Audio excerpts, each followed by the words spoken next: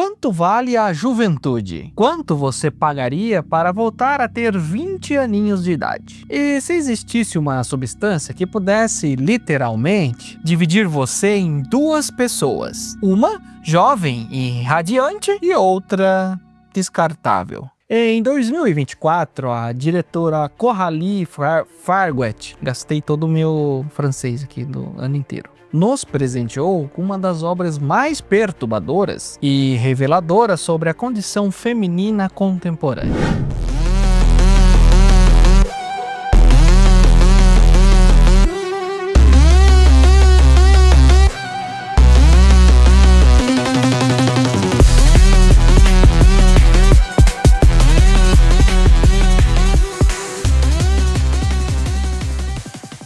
A substância, estrelado por Demi Moore e Margaret Qualley, não é apenas um filme de body horror, é um grito visceral contra a obsessão patológica da nossa sociedade com a juventude e a beleza. Premiado no Festival de Cannes e elogiado pela crítica internacional, o filme usa metáforas visuais impactantes para expor feridas sociais que muitos preferem ignorar. Vamos meditar nessa história com camadas psicológicas e sociais desta obra que revela muito mais de nós mesmos do que nós gostaríamos de admitir. Atenção, este vídeo contém spoiler parcial de A Substância. Se você ainda não assistiu o filme, considere isto o último aviso, hein? Bom, ainda está aí? Ótimo! Vamos começar a nossa dissecação de uma das obras mais provocativas sobre o envelhecimento feminino, a indústria da beleza e o preço que pagamos por tentarmos escapar do tempo.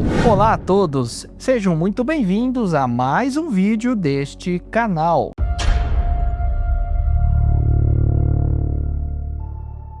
Hoje vamos analisar o filme que tem dado muito o que falar, e não apenas pelo seu impacto visual, mas principalmente pelas suas questões profundas, que levanta sobre a nossa relação com o nosso corpo, o envelhecimento e, claro, a autoimagem. Elizabeth Sparkle, interpretada magistralmente por Demi Moore, é uma apresentadora de um programa fitness que fez sucesso nos anos 90. Agora, décadas depois, ela luta para manter a sua relevância em um mundo que valoriza apenas a juventude, quando é abruptamente substituída por uma versão mais jovem de si mesma. Elizabeth se vê à beira de um abismo. Desesperada, sem perspectiva, ela descobre uma substância misteriosa, comercializada no mercado negro, que promete devolver a sua juventude. Mas, como em todo pacto faustiano, há um preço terrível a ser pago. A substância não rejuvenesce de fato a Elizabeth. Ela literalmente cria uma versão jovem dela mesma, a Sue, interpretada por Margaret Qualley.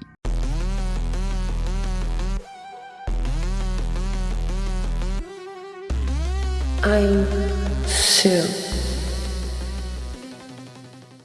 O que começa com uma solução milagrosa, logo se transforma em um pesadelo, quando Elizabeth percebe que está presa em uma relação simbiótica com Sue. Enquanto a sua versão jovem vive a vida que ela perdeu, Elizabeth começa a se deteriorar fisicamente, trancada em casa e escondida do mundo. O filme se passa praticamente dentro do apartamento de Elizabeth, que se torna uma metáfora visual para a sua divisão de identidade. Um espaço que antes era somente dela, e agora ela tem que compartilhar o espaço com uma versão dela mesma idealizada. E aí vem o X da questão, uma versão que todo mundo ou todos preferem. A cena da demissão de Elizabeth é devastador e realmente cruel. O motivo é simples e muito brutal. Ela envelheceu. Abre aspas. Precisamos de sangue novo, diz os seus chefes, sem perceber a ironia profética de suas palavras. Este não é apenas um dispositivo de roteiro. Estudos mostram que 82% das mulheres acima de 50 anos na indústria do entretenimento relatam ter sofrido discriminação pelas suas idades. Apresentadoras de telejornais são substituídas quando começam a mostrar sinais de envelhecimento, enquanto seus colegas homens são valorizados pelas suas experiências que suas rugas representam. Esta pressão gera consequências psicológicas devastadoras. A ansiedade social, a disformia corporal e a depressão são apenas algumas das condições que afetam mulheres pressionadas a manterem um padrão inalcançável de beleza. Segundo a Associação Americana de Psicologia, 91% das mulheres são insatisfeitas com seus corpos e muitos recorrem a medidas extremas para modificá-los. Como é que é o nome daquela cirurgia que as moças fazem, ou até os homens também, para ficar com aquela barriga shapeada, todo quadradinho? Você reparou uma coisa? O zumbigo. Zumbigo. Como é que é o nome daquele procedimento? Abdominoplastia. Abdominoplastia. Aí fica todo mundo com um umbigo igual, né? O espelho no filme não é apenas um objeto, é um personagem silencioso que julga, condena e eventualmente torna-se um portal para a transformação de Elizabeth. Quando ela se olha, não vê apenas rugas, ela vê a sua irrelevância social e sua invisibilidade crescente. Galera, casos como o de Elizabeth não são ficções. Em 2013, a apresentadora Miriam O'Reilly, olha, vai no inglês agora, foi francês, agora vai em inglês, processou a BBC por discriminação etária após ser removida de um programa que ela apresentava já há anos. Ela venceu o processo, mas o dano à sua carreira já estava feito. O filme de Fargoet apenas amplifica uma realidade que muitas das mulheres enfrentam diariamente. A substância que Elizabeth consome é apresentada a ela como uma solução milagrosa. Você pode ser jovem de novo, mas como toda promessa fácil demais, ela esconde um contrato terrível. Um leve mau uso da substância.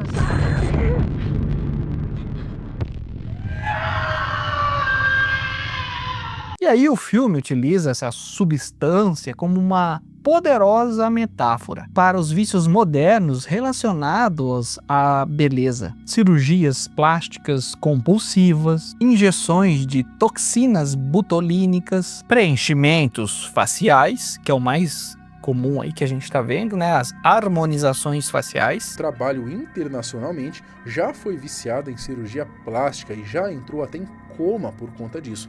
Não à toa, acabou aí tendo repercutido na mídia gringa o episódio dessa sua harmonização fracassada. E aí começa pro lado digital. Filtro de redes sociais que altera completamente as aparências. Se abusar, a própria pessoa não se reconhece mais no espelho de tanto que ela faz.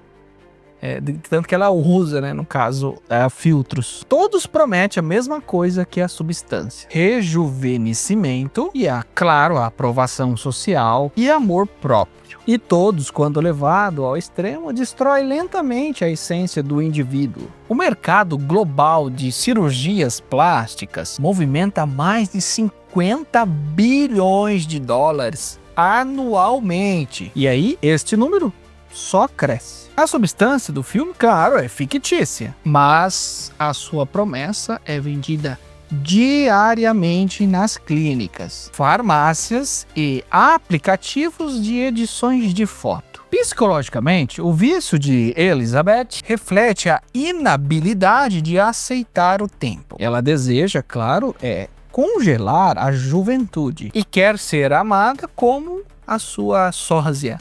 Sui. Aí o problema, quanto mais Sui brilha, mais Elizabeth apodrece. E uma perfeita analogia para o sofrimento daquelas pessoas que se compara constantemente com uma versão idealizada de si próprio. Esta comparação constante, infelizmente, não é exclusiva do universo do filme. Estudos recentes mostram que o uso intenso de redes sociais está diretamente ligado ao aumento de casos da depressão e também da ansiedade, especialmente entre as mulheres mais jovens. A substância é apenas a materialização cinematográfica de um veneno que muitos de nós consumimos diariamente. Ao se duplicar, Elizabeth se divide. Uma persona para o mundo, Sui, e uma que ela fica trancada e escondida, ela mesma.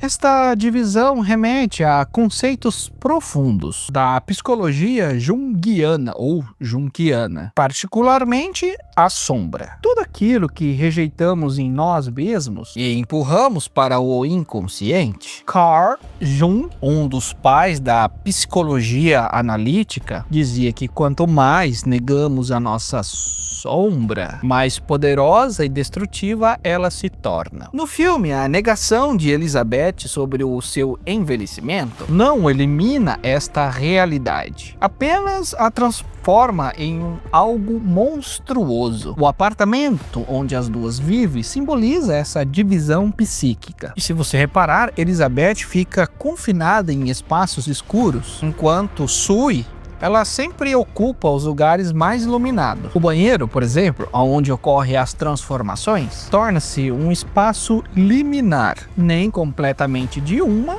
e nem de outra. A carne que apodrece e os pedaços de corpo que caem são símbolos muito claros da autonegação. Quando negamos uma parte essencial de quem somos, a maturidade, a fragilidade, as marcas do tempo, esta parte retorna e não com harmonia, mas com muita violência. A pele podre, buracos no corpo e olhos desfeitos, tudo isso fala de uma crise de identidade que se manifesta não somente na mente, mas no próprio corpo. Esta representação do corpo feminino como um campo de batalha não é nova na arte. Artistas como Cindy Sherman, Anna Medieta e Louise Bourgeois exploram a fragmentação e a objetificação do corpo feminino em suas obras.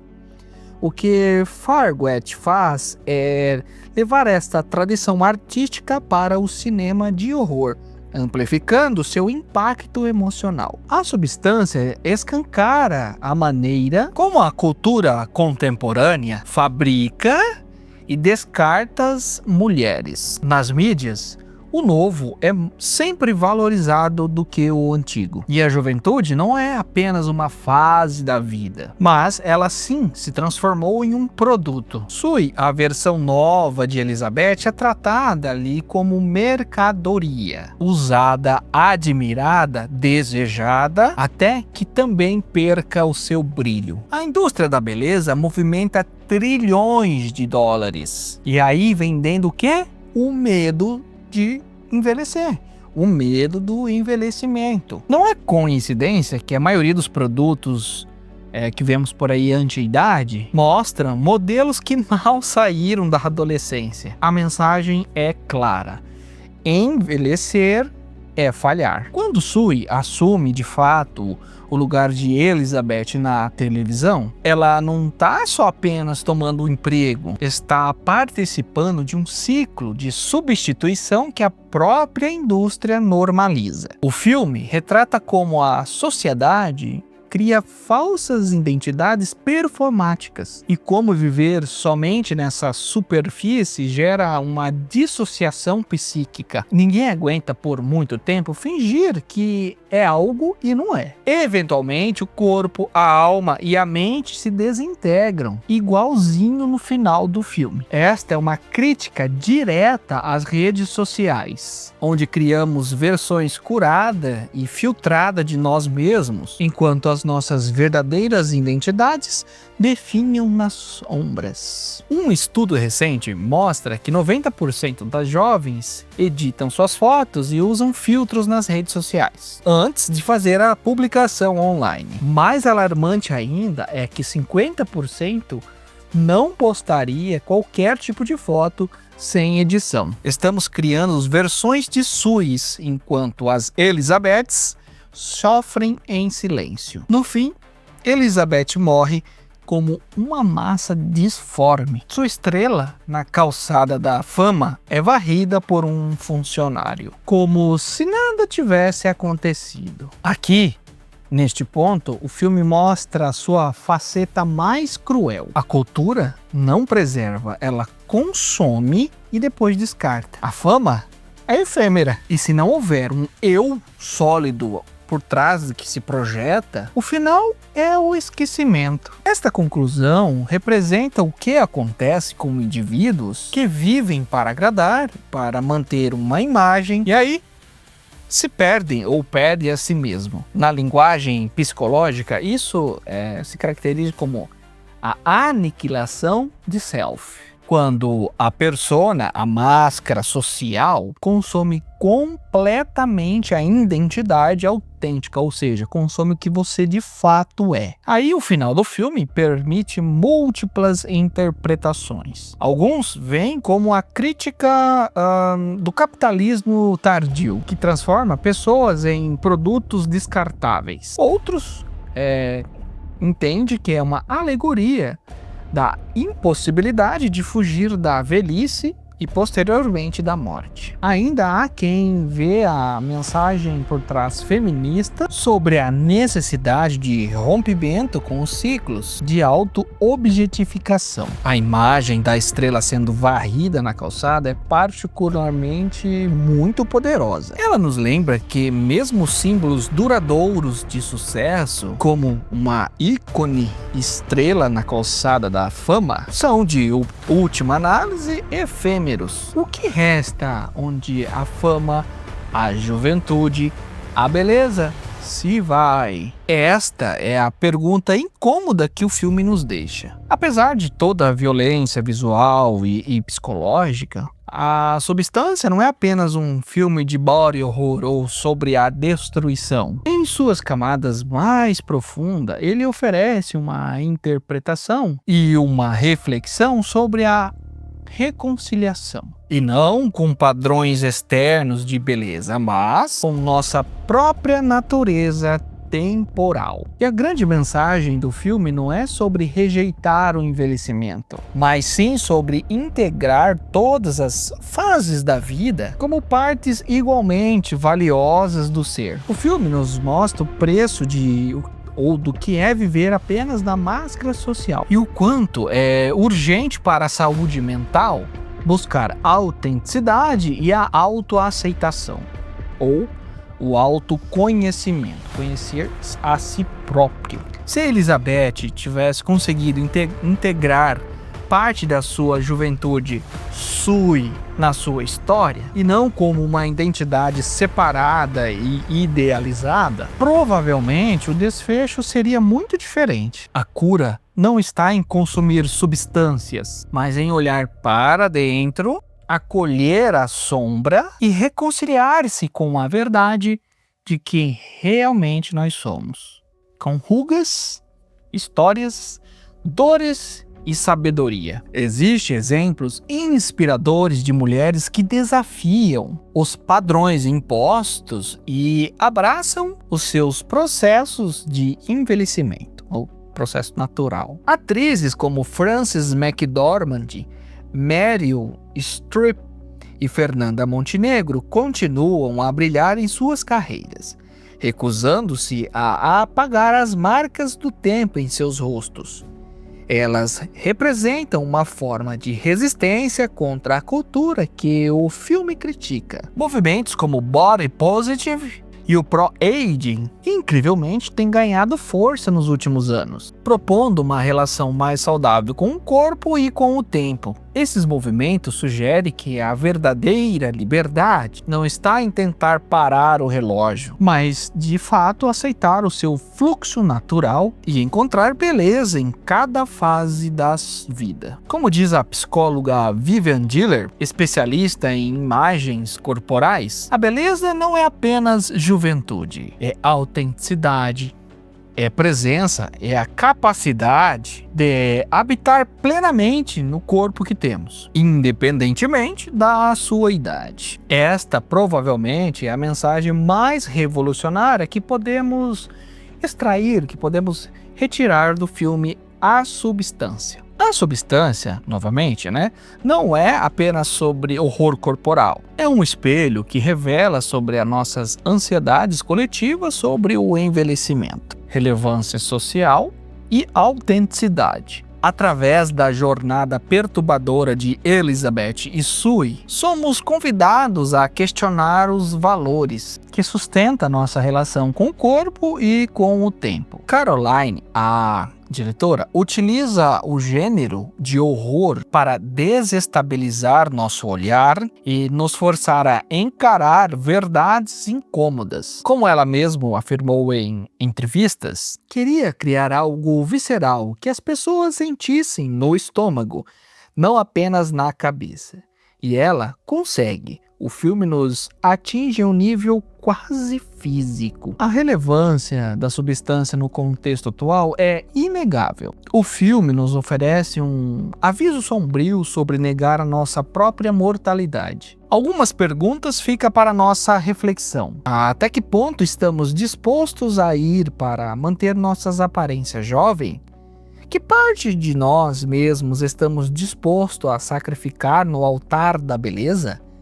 É possível encontrar valor e propósito além dos padrões estéticos impostos pela sociedade? Deixe suas respostas nos comentários. E chegamos ao fim da nossa análise sobre o filme A Substância. E eu espero que este vídeo tenha proporcionado não apenas uma compreensão mais profunda do filme, mas também uma reflexão como todos nós, de alguma forma, somos afetados sobre o tema que ele aborda. Vivemos em uma sociedade que ainda precisa aprender a valorizar todas as fases da vida, e especialmente quando se trata do corpo feminino. Filmes como este são muito importantes, justamente porque nos desafiam a questionar ou a perguntar sobre os padrões que muitas vezes aceitamos e somos influenciados sem pensar. Se você ainda não assistiu a este filme,